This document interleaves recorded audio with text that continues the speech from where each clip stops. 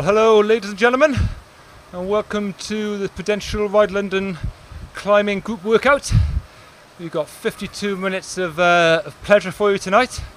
Again, Matt Rowe here from Rowe & King, going to be talking you through the session alongside Cameron Fraser.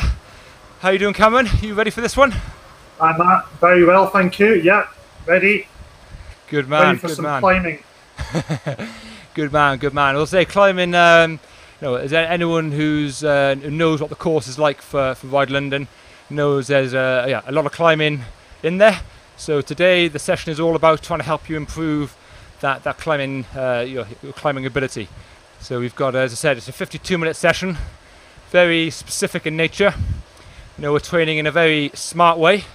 So rather than going out and just doing all sorts of random intervals, we're indoors on Zwift, training in a very specific way for the specific demands of the climbs in Ride London. And we'll come on to talking about what those climbs are like and what to expect in a minute. But yeah, so this is I think it's session number 14, Cameron, of the Prudential Ride London workout series. But of course, it doesn't have to be session 14 for everyone. You could have joined this midway through, right? Yeah, that's right. I mean, it's scary that we did that first session all those weeks back to launch the series, and then now we are a little over 6 weeks to go, believe it or not, until the event at the end of July. So many people might not yet have had the time or the opportunity to train, but fear not, there's still plenty of time to prepare. Of course, the 100 participants will have been informed of them getting a ride several weeks ago. Most recently, the 46 participants will have been informed, and they have a sort of a shorter period of time to train and prepare, but it's a shorter event, so there is still time. And then, of course, we have our brand new event, which is a 19-mile event, which starts in Isha, which is really catering for the very, very beginner cyclist or somebody who hasn't cycled for a very long time, who might be inspired to do something a little bit more achievable. So no matter what stage you are in your training and preparations, whether you have in fact started at all, there's still time, and group workouts and Zwift and getting out on the bike and following a structured plan is of course the best way to maximise your training so you can enjoy the event on the event day. Absolutely, I love the addition of the 19-miler. For those people who aren't that confident, as Cameron just said, what a great opportunity to ride around Great Britain's capital city, taking all the sights without exerting yourself too much, and without the daunting prospect of having to complete 46 miles or maybe even more. So something for everyone. And even if you don't fancy the 19-miler, you can of course do the is it called, a family free ride, Cameron? It's called a free cycle, yes. So that takes place on Saturday at 9 o'clock and runs all the way through until 4. And it really is an opportunity to get out with friends and family and ride around central London on completely closed roads. No matter what speed, it's very much a slow, enjoyment sort of ride rather than being a race. It's very much a chance to take in the scenery, look at all the famous buildings and the sites, and stop off at several festival sites on the route to see what's going on, sample some food, some drinks, and various activations for the kids and the family. Awesome. I love that aspect too. I mean, if you're coming along, maybe you're doing one of the longer rides, encourage your family and friends to come along, even if they're not cyclists. Bring a bike, soak up the atmosphere, maybe have a go at the free cycle, and even if you just ride a couple of miles and have a bit of food and a bite to eat, what a great way to spend a weekend. So coming on to just talk a little bit about the training session today. So as again, if you're doing the 100, there's a couple of key climbs. So do you just want to talk us through those climbs, Cameron, just to let us know what we can expect out on the road? Yeah, so for those doing the 100, there are a couple of key climbs on the route to look out for. There are of course a couple of other smaller bumps that are still challenging, but in terms of what this training session is geared up for, it's very much about Leith Hill and Box Hill. So the pros do Leith Hill, but in reverse, later in the day. So there's obviously no comparison in terms of the times that we will do versus the times that they will do. But yes, and you want to be prepared to hit times with the right sort of training in your legs. So just touch on Leith Hill briefly.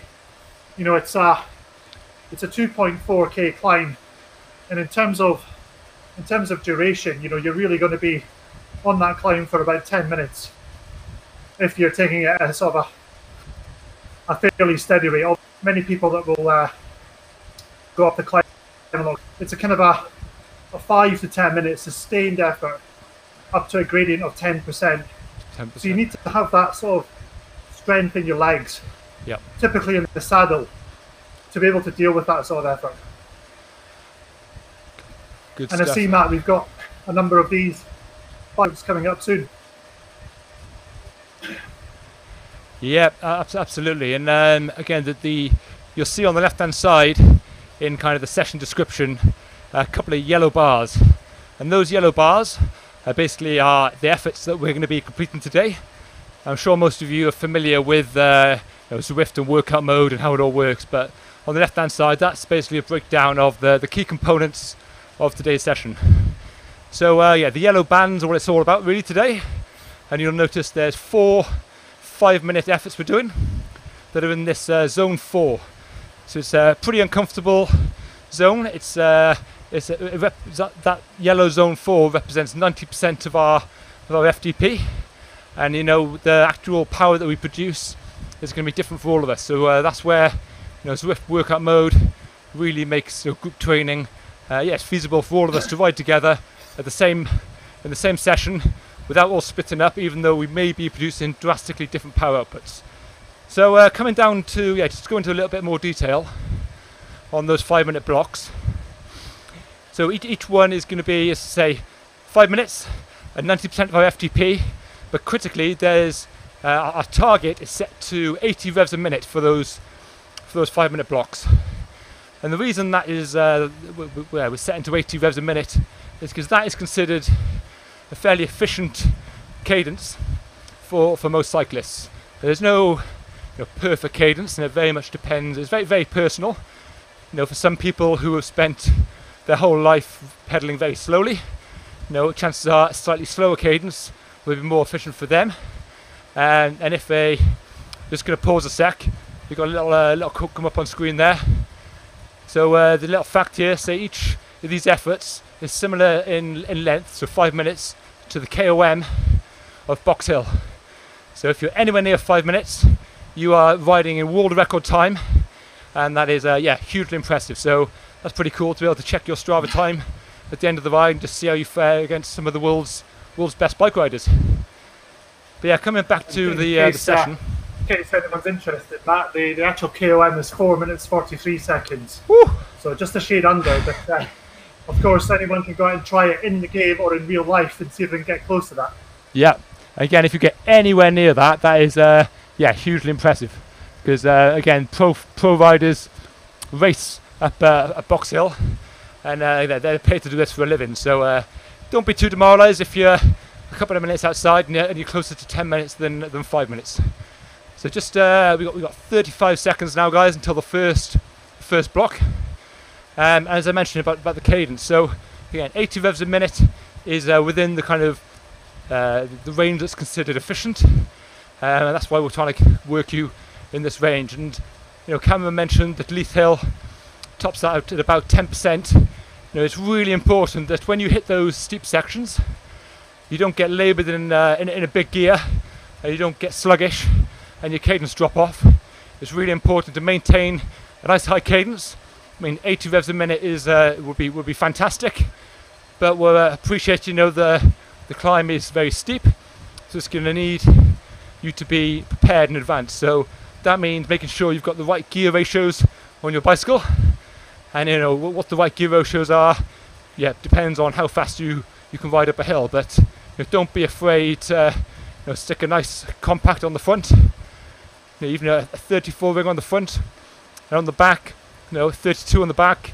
Don't think that's taking the easy option or or anything like that. That's just being smart. That's just preparing smartly and kind of giving you the tools for the job to help you up those steep climbs. Make sure you're pedaling nice and efficiently. So we're into the first minute of the first 5-minute effort, and a little memo on screen there just saying position yourself on the bike as you would do climbing. So again, it's fairly personal, but for me, I like to climb hands on the tops of the bars, just kind of open up my hip flexors, push myself slightly back on the saddle, and again just maintain a nice still body and just let all that power come from my hips down through my legs. Keep a nice still body in the saddle is my preferred pedaling style, and that is the most efficient way to climb. And again, around a cadence of 80 revs a minute is fantastic. And you see a lot of riders riding out the saddle, dancing away. And if you want to get from bottom to top as quick as you can, then it may be advantageous to get out the saddle, to produce that surge in power and get the most power out. However, if efficiency is your game and you're in it for the long haul, you want to stay seated. You want to make sure all the muscles in your back, your neck and your shoulders, all those upper body muscles aren't being used, because ultimately the more muscle mass in your body that is being used requires oxygen, and any oxygen that's taken away from your legs is a bad thing. So you want to minimize muscle usage basically, and muscle fiber recruitment, and just make sure your legs are getting all the oxygen they need.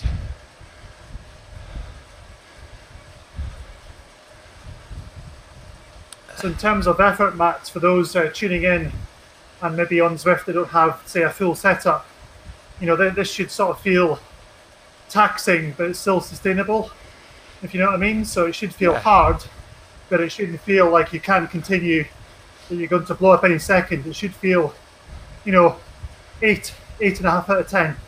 Isn't that right? Yeah, that's a good way to put it. 8.5 out of 10. I mean, I think the way I'm communicating here, I'm able to talk, but it's a bit of a challenge. I am gasping for a bit of air in between each sentence. Yep. that's a pretty good gauge of the type of effort. I mean, if you're sat there, mouth open, and you couldn't get a word out, you're trying too hard. And if you think about riding a 100-mile event or maybe the 46-mile event, and you're going up a climb in the middle of it, you don't want to be making those huge surges in effort, because you're going to pay for them later. So this is just about trying to replicate the type of effort that would be sensible to make in a 100-mile sportif up in Ride London, up Box Hill and Leith Hill. There's no getting away from it that as the gradient increases, the hill gets a bit steeper, you're going to have to try a bit harder, just overcome that gravity. So we're acknowledging that by making an effort in the yellow zone, in zone 4, and 90% of our threshold, which is far higher than the effort we're going to make for the rest of the session. So don't be afraid to try hard on the climbs, but don't try too hard, because you get to the top, you have a little downhill, and you're back into the flat, and that's where, if you go too hard, you're going to pay for it.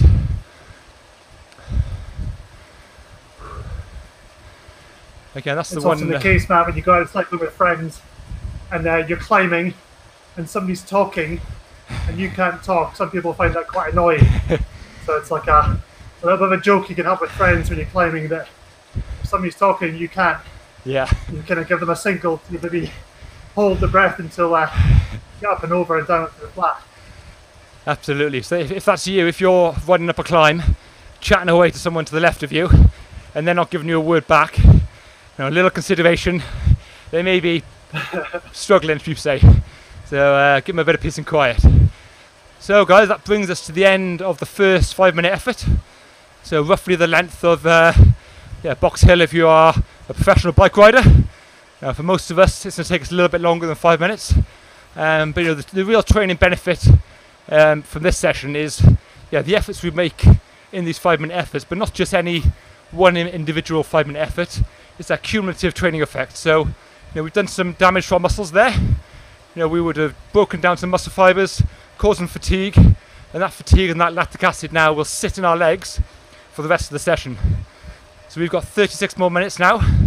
We've already got fatigue in our legs, and we've got 3 more 5-minute efforts to go. So these efforts are going to feel, harder and harder each effort we make. And that's how we can be really smart with our training. So rather than going out and riding steady for a long time, we can get the same positive physiological adaptations, i.e. basically we can get stronger to the same tune as going out riding for a long time, steady, as we can on Zwift, training smartly, such as this Prudential Ride London workout mode.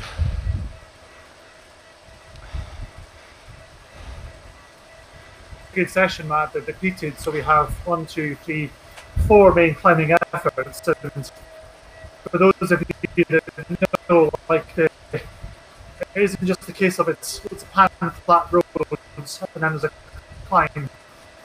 The roads are always, especially in Surrey, and of course all those little climbs take it, I find. So doing these repetitive training intervals adapt your body to be able to deal with multiple climbs.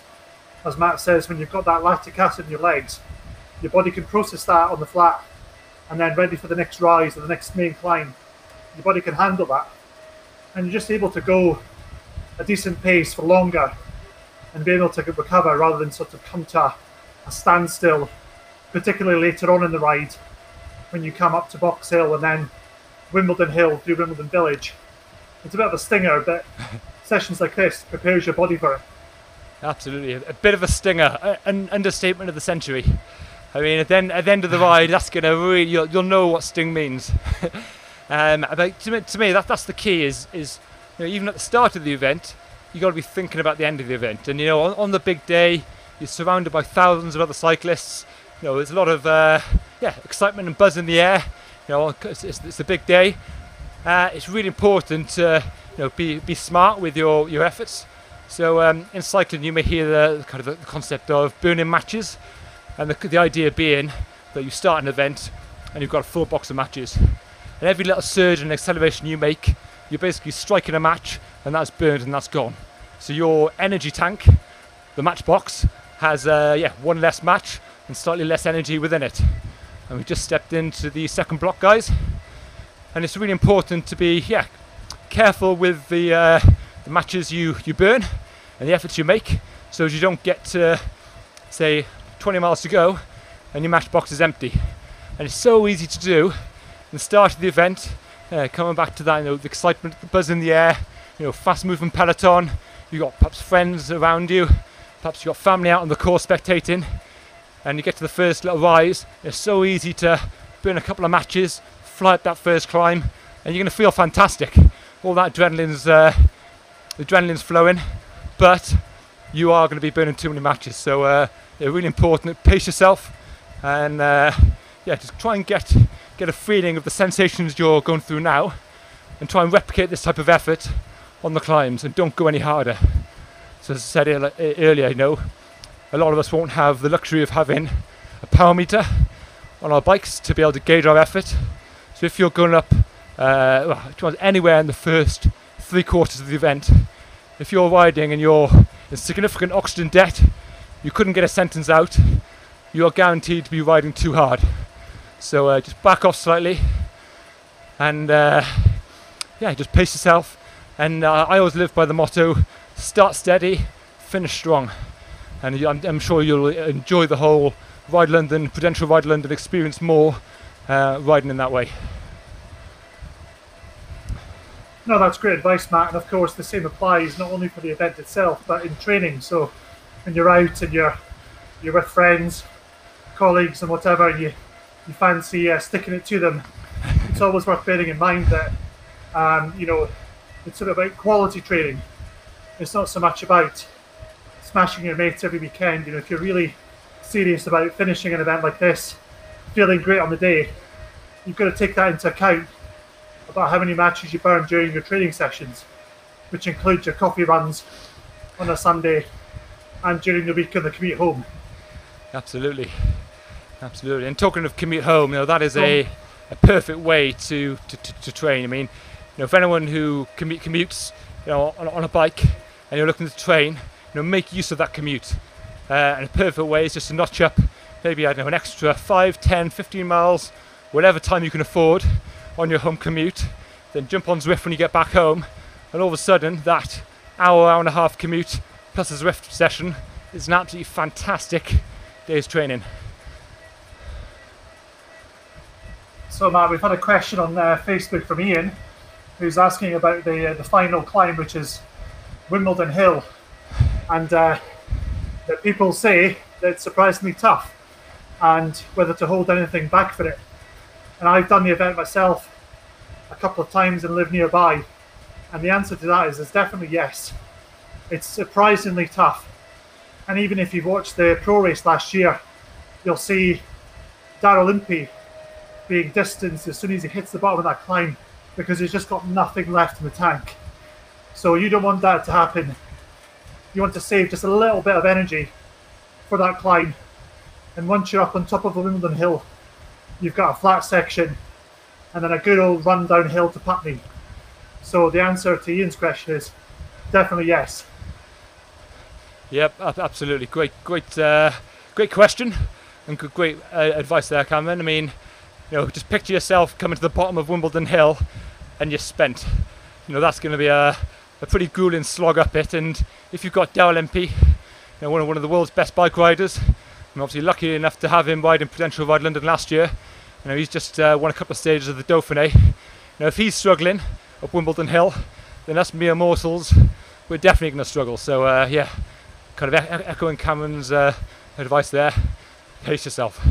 And if you have got anything left at the end, down the other side, and then run into London, what a perfect opportunity to burn those last couple of matches, open the afterburners, and just have that feel-good effect on the run into London. It all comes back to what I was saying about start steady, finish strong. And of course, if we have any more questions on Facebook or on game, get them posted. We'll try and answer them, whether it's on training, climbs, the route, nutrition. Obviously, Matt, you're the better looking brother of Luke Crow of Team Sky, so the knowledge that you guys have is invaluable. I've done a couple of bike rides myself, so if anyone's got any questions, just feel free to post them and we'll try and answer them for you. Yep, absolutely. Again, I'd encourage you, and if there is anyone got a lot of niggling question in the back of their mind, post it, because you won't be the only one wondering. And again, between me and Cameron, we've got a wealth of knowledge. We're all about sharing it with you guys. So fire away. And one thing you just mentioned there, Cameron, was about nutrition. I know you've got some fantastic partners for the event. I think it's Cliff Bar, Noon, and is it Buxton Water, to help you keep, to help all participants make sure you're well fueled and hydrated. And there'll obviously be feed stations along the route. I mean, when are those? So for someone doing the 100-mile loop, Cameron, when's the first opportunity to refuel? The first opportunity is at Hampton Court. So it's about 30k in, and there's a main hub there where you've got everything from toilets to drinks, Noon, hydration, yep. Buxton, Cliff Bars, and then we've got a whole bunch of other snacks that we provide, like bananas, savoury snacks and whatever, because these type of foods are so important. It's all very well having done sessions like this and been physically prepared, and on the day, if you don't eat well, your body can't execute it. So you've lost that. So it's really important to think about what kind of food your body is used to and what works well, because there's no one size fits all. Sometimes gels work for people, sometimes they don't. So it's really about thinking about that, practicing on your training rides, on sessions like this, and getting your fueling strategy right. And then throughout the whole course, there are various drink stations and main food hubs where you can pick up snacks. If you feel hungry, it's too late. Yeah. You want to be feeling on top of your energy levels at all times. Yep. If you got to that point where you've got that empty feeling in your stomach, it's too late. You're already burning way too much glycogen. You're into your fuel store, and you never know, when you hit the next climb, it might be lights out. Yeah, and something I learned only a couple of weeks ago whilst recording the Zwift coaching podcast, which is for anyone who fancies listening to a podcast about cycling, coaching, training, and Zwift and the like, you can check it out on iTunes, iTunes, SoundCloud, and Podbean. But the last one we had a guest, Professor Jesper. You can drop, and he's and one thing that kind of stuck with me was about the amount of carbohydrates that your body can digest and turn into glycogen at any one time. And basically, for the average, it's quite personal. So some people can absorb more, some people can absorb less. But it's roughly 60 grams of carbohydrates per hour. So you've basically every hour, you've got a window of opportunity to get some fuel in the body, basically. But once that opportunity is missed, you can't go back in time. So which is why it's important, as Cameron said. Once you feel hungry, it's too late, and you just got to eat kind of little and often. And again, the types of food you eat, again, as Cameron said, is very personal. So don't be afraid. Try it out in training. If you can get out for a longer ride on the weekend, and through perhaps your commute home coupled with a Zwift session, try out different foods, see what works for you. But my number one advice on that is whatever you're planning to eat, it's got to be palatable, because whatever you put in your back pocket, you've got to want to go in there, get that food out and eat it, because our mind's often elsewhere. So if we've got something that we don't really fancy eating in our back pocket, we're going to forget about it, and subconsciously we just won't eat it. So make sure whatever you choose is nutritious, plenty of carbohydrates, but something that you really want to eat. So I've got another question, Matt, from Facebook. And whilst I answer it, I'm just bearing in mind the climbing position. So I've got my upper body set, I've got the hands on the tops, I've got my bum sort of back in the seat a bit, and just using the full pedal stroke. So pushing down with the quads, pulling up with the hamstrings, being really efficient, keep the breathing as low as possible, and just using the power of the lower back, the glutes and the legs to drive me up the climb at 80 revs a minute. So Vinny's question is, how long do we have to complete it? So there's definitely some cut-off times, because on the 100 and the 46, you have some top professionals chasing you. So they start at midday. So we do need to make sure the course is clear. So there are some cut-off times in Dorking, and then we have some further cut-off times coming into central London. But the best advice there is to check our website, look out for the final instructions guide, and that will have the exact times. I mean, last year there was a handful of people. I'm talking about, you can count them on one hand, who had to pull to one side. So we're not into the situation of other sportives where there's a broom wagon and they follow you and want to scoop you up. We want everyone to enjoy the day and finish. But there are some cases where we just need to clear the course, ready for the pro race. But that's very rare. Got you. And has every rider got an allocated start time? Yes. Depending on ability, depending on the desire to finish in a certain time. Yep. A whole number of factors. Riders are allocated start times in waves. The 46 starts later in the day because the course is shorter. Yep. And the same applies with 19. But that doesn't mean to say you'll do a slower time if you have a later start time. So if you really want to push yourself, you can still get a decent time even if you start several hours after the first rider. Good stuff. Good stuff. And just thinking, if have you checked out the new flexible training plans out yet on Zwift? Have you seen them, Cameron? I have, yeah. They're really good. Yep. I have a coach, but this is the next best thing in terms of if you want to tailor your workouts against your work-life balance, your family, etc. The function in Zwift will actually alter how many weeks you have to go and tailor the sessions, rather than you going on and sort of manually selecting various workouts, which of course you can do now. So the Prudential London 100 training plan is one of the featured flexible training plans. Sorry, I think I might be burning a match. You're not the only one. You're not the only one. And you know what, by the third out of 4 efforts, this is kind of where we should be burning matches. and the effort should be taking effect now. We should be starting to struggle. So again, it comes down to that cumulative training load that I spoke about earlier. Each effort we make should get slightly harder, which means the last effort we've still got to go will probably feel the hardest because we've got the previous 3 efforts in our legs. But just to comment on the flexible training plans in Zwift. I mean, you can jump on if you're watching this broadcast now, and you've missed the first couple of sessions, but you fancy having a go, and you're riding Prudential Ride London, and you want to prepare as best as possible. You can jump on, register for the Ride London training plan, and all it'll do then is recalibrate. We've got 7 weeks to go to the event, and that will become a 7-week training plan. So just because you've missed the first few weeks, that doesn't matter at all. And the good news is, in a 7-week window, you can really make some serious gains, and you can definitely become a better bike rider.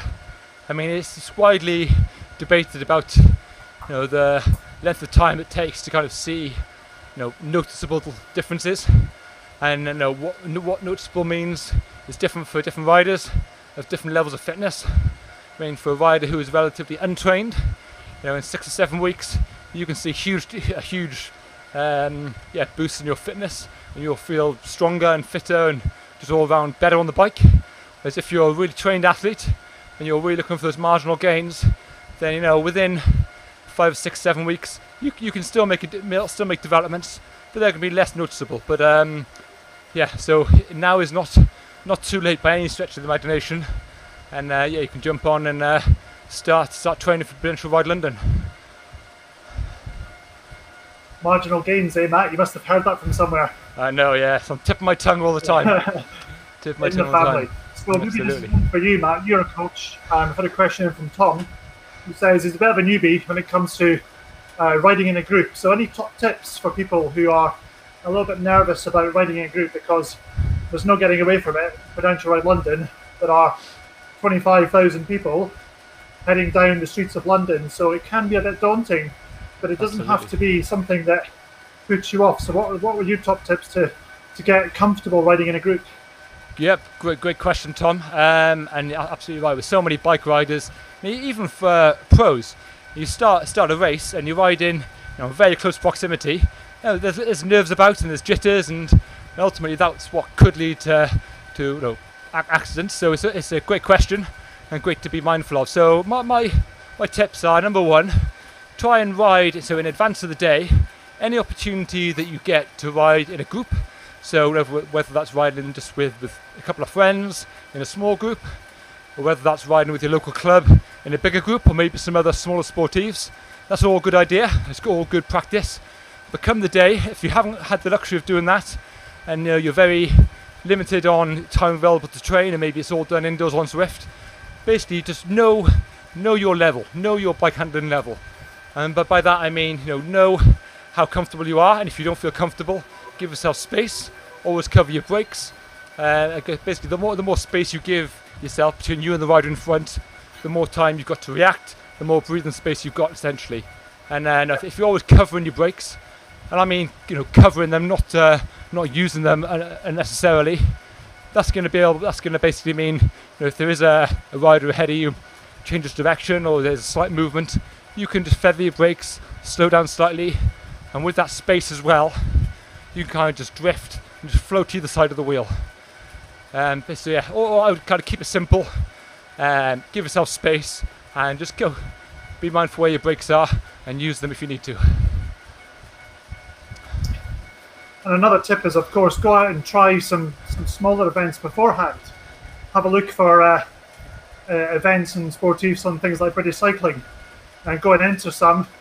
It can be as cheap as £10 to get that experience of going into a mass participation cycling event.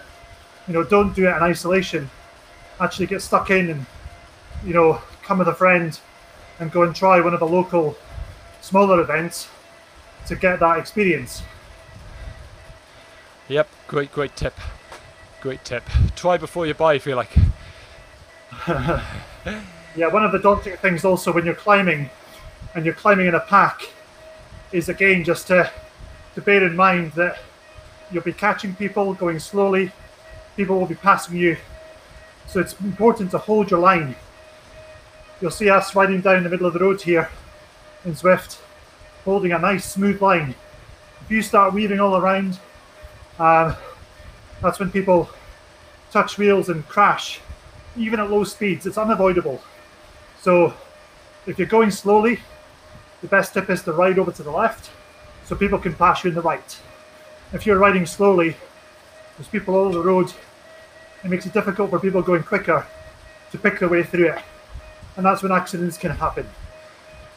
Yep, absolutely, absolutely. And to me, that all comes back to giving yourself space. And if you're riding, hold your line, give yourself space between you and the rider in front. So as if they do make an erratic movement for whatever reason, perhaps I don't know, they pull their foot out or it could be whatever, you've got more space then to be able to maneuver around them safely. Yeah, we do put out signage just to remind people in a courteous way to ride over to the left. If they have to walk for some reason, if they're riding really slowly, there's no harm in just riding over onto the left-hand side to allow people to fairly pass you. So we put some signs out, particularly on Leith Hill, because it is narrow. Yeah, good stuff, good stuff. And I think, if you have worn too much clothes and you want to take something off, or maybe you've got food in your back pocket and you want to eat something, get something out of your pocket, you by all means to try go one-handed and reach back into your pocket. But if you're struggling, you just can't quite get in your pocket, you're going to lose concentration looking behind you, just pull over, find a nice safe place to stop, and obviously looking over your shoulder before you move anywhere, just like you're driving. So on the motorway, you wouldn't suddenly pull over into the hard shoulder. Same principles apply on the bike. If you want to move off the road, just check nobody's inside you. You even indicate, and by that, put your hand out and just show the riders which direction you want to head. Just pull in, and within a minute, less than a minute, you'd be able to take any clothes off, any excess clothes, get any food out of your pocket, have a big drink, and then stress-free then, just ride on and enjoy the rest of your ride. Now you see riders sometimes trying to go one-handed for ages, flapping with a jersey kind of half stuck on them, or even worse, trying to go no-handed on a fast bumpy section of road. It's just a recipe for disaster. We see the pros do it on TV, but they spend 30 hours a week on a bike, and they're paid to do it, and they're very, very skilled athletes. Whereas for most of us, don't risk it. Take 30 seconds, take a minute, just pull over, sort yourself out, and then get going again. Right, 30 seconds everyone, last push, last 30 seconds of that last climb. Absolutely. And if this is the last, feel the burn, absolutely. If this is the last climb of Ride London, so Wimbledon Hill, now is your chance. Kind of turn on the afterburners, cresting the top of the hill, and down the other side, nice fast running onto the flat. This is where you can kind of really commit yourself. Good job, everyone. So how many stars has everyone earned on this session? Hopefully you've all got a couple. There are no matches left. No matches left. Perfect timing. Perfect timing. Well, that was, again, I kind of consider, I guess me and you, Cameron, we ride our bikes quite a lot. We're pretty, well-trained athletes, or bike riders, and I found that quite tough. So for anyone who's completed that session, pat on the back. If you spent 52, or by the time you finished, you would have spent 52 minutes, and every minute of that session had a purpose. Whether it's warming up, cooling down, completing these 5-minute specific 5-minute climbing efforts with a specific form, specific cadence, or whether it's a 3 minutes resting, every minute has had a specific purpose. So you can kind of give yourself a pat on the back, safe in the knowledge that you've been very, very time efficient with the time this evening.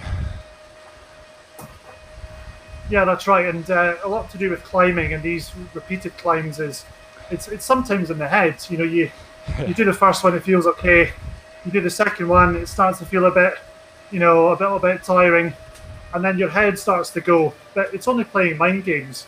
If you've done the training, you kind of need to just shut yourself into that heart locker. You hear people talking about the heart locker. Just try and ignore it, and just have the confidence that you've done the work. And then when you get to the last session, you kind of think, oh, actually, it's not so bad. I can do this. I've only got 5 minutes to go. Yep. And it's the same with like Box Hill and Wimbledon Hill. Some people see it and go, geez, it's a big hill. I'm never going to get up that. And that's the mind.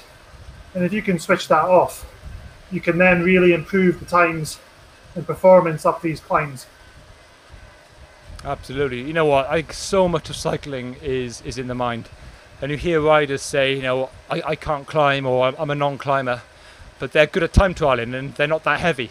And you think, well, there's not really much difference here. I think so much of it is up here, because essentially it's about producing a lot of power, whether it's uphill or downhill on the flat. Ultimately, you're producing power, and obviously your weight comes into it as well. But don't talk yourself out of it, and especially in the climbs in Prudential Ride London. None of them are really, in the big scheme of things, that long. So for anyone who argues to me and says I can't climb, I would just ask you to challenge yourself on that, and just give it a go, because I'm sure most of us are a lot better climbers than we give ourselves credit for. Yeah, that's right. And we've got 10 minutes of cool down now, so still chance to get those questions in. Whilst you think about those questions, we're 6 weeks away or so, and we have a great cycling show, which is 3 days before the actual event, which is where we ask for people to come in and register and pick up their packs for the numbers. But in there, we've got lots of great sessions on training, for example. So Zwift will be there giving general talks about training and advice, nutrition. Noon and Cliff will be there. There'll be lots of stuff, so it's definitely worth coming to check it out, even if it's just to come and take something away, some knowledge and some tips, as well as some products, of course. But it's not just about making last minute purchases. It's about coming away and maybe even being inspired to do 100 miles if you're only doing the 46, and so on. Yeah, absolutely. I mean, it really is a festival of cycling the weekend around Ride London, and of course it's not all about the sportif on the Sunday. There's racing on the Saturday for the elite professional women. I mean, they've got how many kilometres is their race coming? Well, it's your typical hour, so it's like an hour circuit race. Okay. So they'll do multiple laps for an hour, then they'll get shown the lap board. So it makes for really exciting racing, but it helps us control the program. So this is very typical for circuit races, to have it done by time rather than by distance. Good stuff. And you'll see some of the world's best bike riders, and with some fantastic sponsors for the event, offering some kind of world-class prize money for both the men and the women. I mean, it was probably worth giving a shout out to some of the sponsors there for stumping up the fantastic prizes and support. Well, that's right. I mean, of course, the sponsors provide not only some of the funds to put the event on, and that keeps the entry fees as low as possible, but they have great products. I mean, the prize money comes from a whole number of different sources, like London, the Festival of Cycling. But the main thing to point out is that it's equal for the men and the women, and that's a first in sort of the world tour level of male and female cycling. Yep, it's good to see. And one of the female riders competing will be my wife, Danny Rowe. Was Danny King won a gold medal at London, the Olympics on the track. So if you are coming along, make sure you get your Go Danny Go banners out and give her a cheer.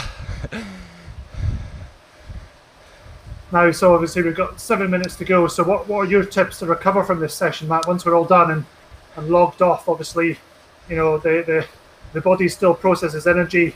It needs to recover so you can train effectively tomorrow or the next day. So absolutely. What will you be doing, having to eat after the session? Good question. Yeah, of course, it's all about recovery. I mean, we don't recover properly, then we kind of realise the benefits of training hard. So, we haven't kind of burnt or spent that much energy here. So there's no need to go out and have a ridiculous sized meal and overeat. What you do need is fairly quickly just to replenish some of that glycogen and a bit of protein to make the muscles to help repair the muscles. So I use recovery products, so purpose-built recovery shakes. So I will, straight after this, even before I've showered, I'll literally run upstairs to my garage. I'll have a recovery shake, drink that, then have a shower, and then in a couple of hours then I'll just have a normal balanced meal, nothing too much.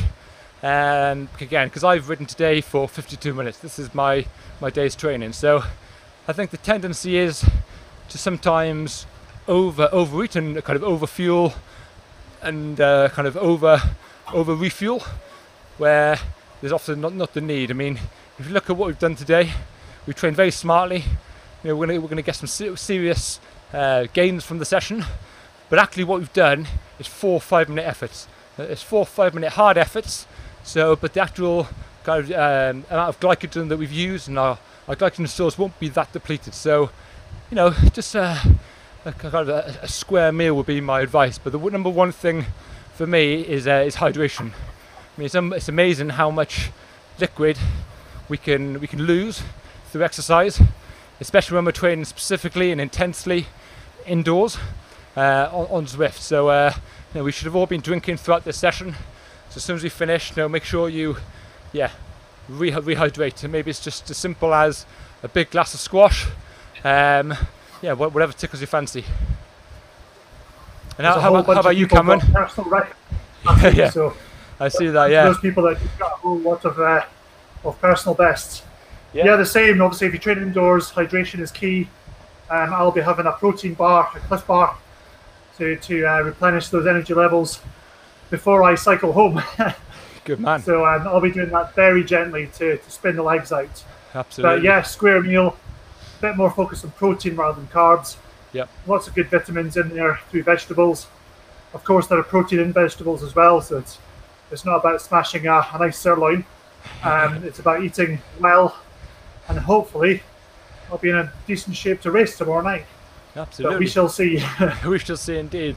I see you mentioned Cliff Bar. I mean, I've tried some of their products before, and they've got some fantastic flavours. And coming back to my point earlier about making sure what's in your pocket is palatable and you want to eat it, and that's one thing you're guaranteed with the Cliff Bar products is they're all fantastic for you scientifically and kind of fuel wise, but also taste wise. They taste pretty good. Yeah, for me it's little and often. It's before, during, and after. It's just little snacks, just to keep things topped up and not have a huge amount of food sitting in your belly, and that goes afterwards. You know, if you go and stuff yourself, you're just going to feel a bit terrible for a while. So it's just about getting small amounts of that protein and energy back into the system, let your body absorb that. Yep. Rather than large platefuls of things. Absolutely. That's what works for me. It might work, be different for other people, but that's what works for me. Yeah, absolutely. It's all good advice. Just to try and kind of summarise a lot of, because we've given a lot of advice here throughout the session, but the main takeaways for me, if you can remember a couple of key things. One, nutrition, before, during, and after. You know, I think before your fueling before starts the night before. So a square meal the night before, you haven't got to overload, but a good pasta, rice, good solid carbohydrates is a good idea. You haven't got to overeat, but a good solid dose of carbohydrates. Then in the morning, a good solid breakfast. It's all about the carbohydrates really for fuel. During then, you can only absorb 60 grams of carbohydrates an hour, so that's your target. Drinking throughout, you want to aim for, say, a 500 milliliter bottle every hour, and if it's hot weather, slightly more. And after, chances are this is your big event. So again, while we put a focus on recovering after training sessions, after the big event, I'd get into the food stall and enjoy whatever your favourite thing is, pizza, burger, whatever it is, enjoy it, because you'd have earned it by that stage. And then, just cadence. We mentioned 80 revs a minute is around the most efficient cadence. So when you're climbing, in particularly, think about your climbing technique. Hands on the middle of the bars, nice high cadence, around 80 revs a minute, and just relax. And finally, pacing. Just don't burn too many matches too early. You want to get towards the back end of the event when you want to be able to shake your matchbox and hear some matches rattling. and you can kind of light as many as you like then on the final run in from down Wimbledon Hill. So yeah, okay, pacing, nutrition, and cadence are the key things for me. Yeah, that's right. And we've done a lot of this session in the saddle. I prefer after a couple of minutes of climbing just to get out of the saddle, drop it down a couple of gears just to rest my backside mainly, but to also engage other muscles. Do that for 20 or 30 seconds and then get back into that rhythm. That's just a personal preference, and it does relax certain muscle groups. So that'd be my tip. And we've just had one last minute question in from Max. It's a great question. Obviously, if you haven't realised, Prudential Ride London occurs at the same time as a small bike race in France called the Tour de France. And Max's question is whether we'll be showing it live at the cycling show. And indeed we will. We will have live coverage in show Thursday, Friday, Saturday on the big screen. So that's a great opportunity to come down. Even if you're not even riding, you can come down, check out the show. It's free, and just relax in our Tour de France cheer zone, kick back and watch the pros go nuts in France. Absolutely. It sounds like if you're into bikes, you know where to be that weekend. So great session, Matt. Thanks very much. Yeah, nice one coming. It's been a pleasure, and good luck, riders, with your training and the event.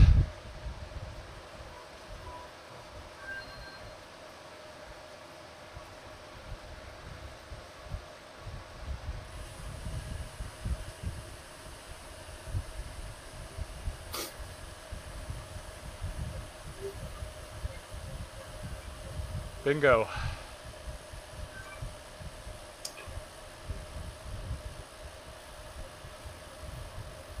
Okay. We off.